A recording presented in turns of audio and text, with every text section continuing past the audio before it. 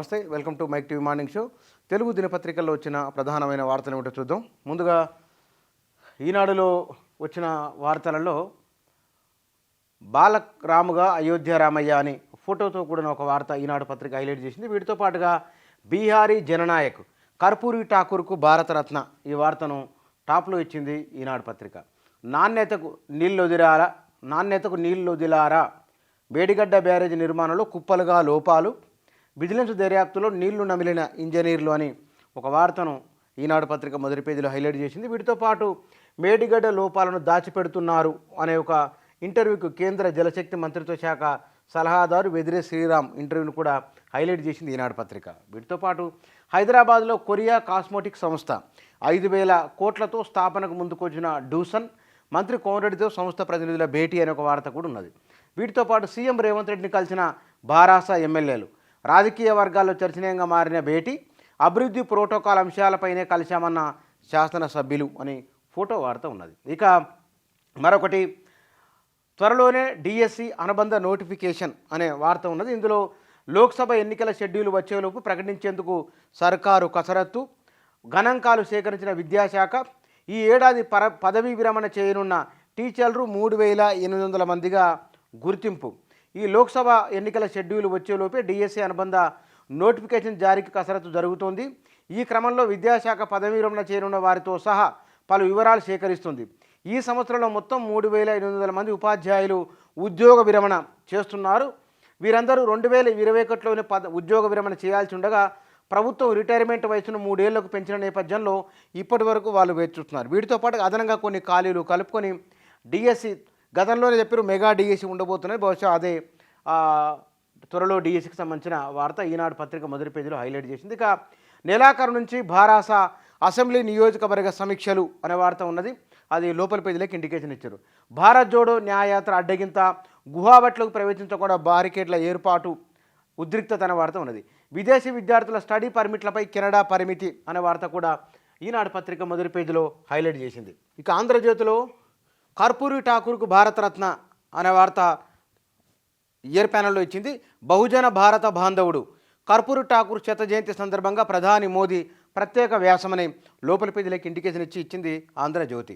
Budget సమావేశాలు 14 నుంచి 1న కేంద్ర ప్రభుత్వ ఓటాన్ అకౌంట్ బడ్జెట్ అనే వార్త ఉన్నది. వీటితో పాటు వజ్రాలు పొదిగిన బంగారు వాచ్, కీలక న్యాయమూర్తి జగన్ కానుక అనే వార్త ఉన్నది. 2 కోట్ల విలువైన branded wrist watch, TTD Dharma Reddy, MP Prabhakar Reddy తెగింపు, తిట్టి విసిరి కొట్టిన న్యాయమూర్తి అనే వార్త ఇందులో ఆంధ్రజ్యోతిలో మొదటి పేజీలో హైలైట్ చేసినారు.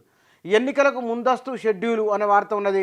బడ్జెట్ సమావేశాల తర్వాత ఎప్పుడైనా విడుదల అనే వార్త ఉన్నది. ఇక్కడ బడ్జెట్కి సంబంధించిన వార్త, ఇటు ముందస్తు ఎన్నికలకు సంబంధించిన వార్తను ఆంధ్రజ్యోతి మొదటి పేజీలో హైలైట్ చేసింది.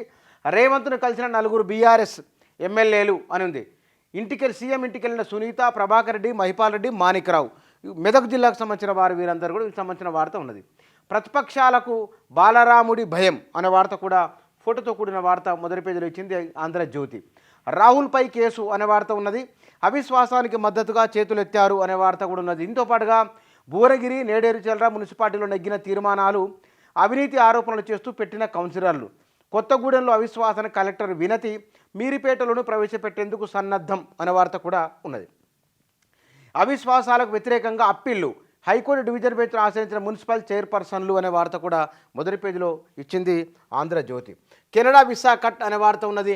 అమెరికాలో ఉద్యోగాల ఊచకోత అనే వార్త కూడా ఉన్నది. 2022-23తో పోలిస్తే 23లో 98% అధికమనే అంశాన్ని కూడా ఇందులో ఇస్తూ సమగ్ర కథనాన్ని ఇచ్చింది ఆంధ్రజ్యోతి. తొలి రోజు 5 లక్షల మంది దర్శనం, అయోధ్య రాముడి దర్శనానికి పోటెత్తిన భక్తులు అనే వార్త కూడా ఉన్నది. మాల్దీవులకు చైనా నిఘా నౌక అనే వార్త ఉన్నది.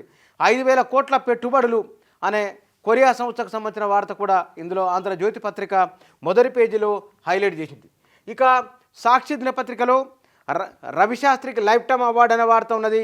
8.50 లక్షల కోట్ల సంపద ఆవిరి అని స్టాక్ మార్కెట్ సంబంధించిన వార్త ఉన్నది. అమ్మాయి ఆరోగ్యానికి 7 పరీక్షలు అనే వార్త ఉన్నది. ఇది లోపల పేజీలకు ఇండికేషన్ ఇచ్చారు. ప్రత్యేకమైన కథనం.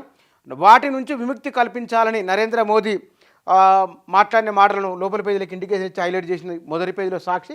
ఇక అడ్డుకుని ప్రచారం ఇచ్చారని రాహుల్ యాత్రకు సంబంధించి నేటి నుంచి జేఈఈ మెయిన్స్ అనే వార్త కూడా మొదటి పేజీలో ఉన్నది. ఇక కర్పూరి ఠాకూర్కు భారతరత్న అవార్డు వార్తను మొదటి పేజీలో సాక్షి పత్రిక హైలైట్ చేసింది. ఇక ఆ చేపలపై రంగు పడింది అనే వార్త ఉన్నది. జీరో టికెట్, ఇది ఇక్కత్ సీరియల్కు పోచంపల్లికి సంబంధించిన ఇక్కత్ సీరియల్కు సంబంధించిన వార్త. జీరో టికెట్కు సంబంధించిన 10 కోట్ల మంది ప్రయాణికులకు సంబంధించిన వార్త ఉన్నది. అయోధ్య ప్రసాదం విఐపి దర్శనం అనే వార్త కూడా ఉంది. హైదరాబాద్లో కాస్మెటిక్ మ్యానుఫ్యాక్చరింగ్ హబ్ అనే వార్త ఉన్నది. వీటితో పాటు 40,000 కోట్లు ఇది వ్యవసాయ రంగానికి ప్రభుత్వం కేటాయించబోతున్న మొత్తం దానికి సంబంధించిన కథనాన్ని ఆ సాక్షి పత్రిక మొదటి పేజీలో హైలైట్ చేసింది. 2024-25 ఆర్థిక సంవత్సరానికి గాను వ్యవసాయానికి బడ్జెట్ ప్రతిపాదనలు అనే వార్త ఉన్నది. పోటెత్తిన భక్తజనం అనే వార్త ఉన్నది, అయోధ్యకు సంబంధించింది. ఇక బీసీల ఓట్లకు కులగణన అస్త్రం అనే వార్త కూడా మొదటి పేజీలో ఉన్నది. ఇక టీడీపీలో ధిక్కార స్వరం, తమ సంగతి తేల్చాలని ఎక్కడికక్కడ నేతల పట్టు అనే వార్త ఉన్నది. అడవే చెంచులకు అమ్మ అనే వార్త ఉన్నది. యూరియా సరఫరాలో కోత, కేంద్ర ప్రభుత్వ నిర్ణయం అనే వార్త కూడా మొదటి పేజీలో హైలైట్ చేసింది. 26 నుంచి 28 వరకు హైదరాబాద్ లిటరరీ ఫెస్టివల్ అనే వార్త కూడా మొదటి పేజీలో హైలైట్ చేసింది సాక్షి పత్రిక. నమస్తే తెలంగాణలో ఎగిసి పడి అని స్టాక్ మార్కెట్ సంబంధించిన వార్త మొదటి పేజీలో హైలైట్ చేసింది. ఇక రంగసముద్రపైకి సీఎంఓకు ఫిర్యాదు అనే వార్త ఉన్నది. రియల్టర్ లాక్ను తొలగిపై గిరికొత్తపల్లి ఆందోళన, చెరువుల దీనావస్థపై రైతులు అలుపెరగని పోరాటం అనే వార్త ఉన్నది. యూరియా పరేషాన్ అనే వార్త, రైతులు క్యూలో నిలబడిన వార్త అనే ఒక ఫోటోతో కూడిన ఒక వార్త ఇచ్చిందిగా. కర్పూరి ఠాకూర్కు భారతరత్న అనే వార్త కూడా మొదటి పేజీలో నమస్తే తెలంగాణ హైలైట్ చేసింది. కేంద్రం కోత, రాష్ట్రం వంత అనే వార్త కూడా ఇది యూరియాకి సంబంధించిన వార్త ఇందులో హైలైట్ చేసింది. రాష్ట్రాలకు ఎరువుల కోటాను కుదించిన కేంద్రం రసాయనాలకు తగ్గించాలంటూ ఆదేశాలన్న వార్త కూడా ఉన్నది. రైతు బంధు రాలేదనను చెప్పుతో కొట్టండి, రైతులపై నోరు పారేసుకున్న కోమటిరెడ్డి అనే వార్త మొదటి పేజీలో ఉన్నదిగా. విద్యా కమిటీ ఎన్నికలకు బ్రేక్ అనే వార్త ఉన్నది. చందన చెరువు శిఖంలో కబ్జాల తొలగింపు అనే వార్త మొదటి పేజీలో నమస్తే తెలంగాణ హైలైట్ చేసింది. సముద్రపు నాచుతో సంపద అనే వార్త ఉన్నది. లోక్సభ ఎన్నికల కోసం వసూళ్లు, కర్ణాటక కాంగ్రెస్ ఎక్సైజ్ మంత్రి అవినీతి భాగవతం, తిమ్మపురపై ఈడీకి ఫిర్యాదు చేసిన ఆర్టీఏ కార్యకర్త అనే వార్త ఉన్నది. 1 వెహికల్ 1 ఫాస్టాగ్ అనే వార్త కూడా నమస్తే తెలంగాణలో ఇచ్చింది మొదటి పేజీలో. తెలుగు దినపత్రికలు ప్రయారిటీ ఇచ్చిన వార్తల సమాహారం ఇది.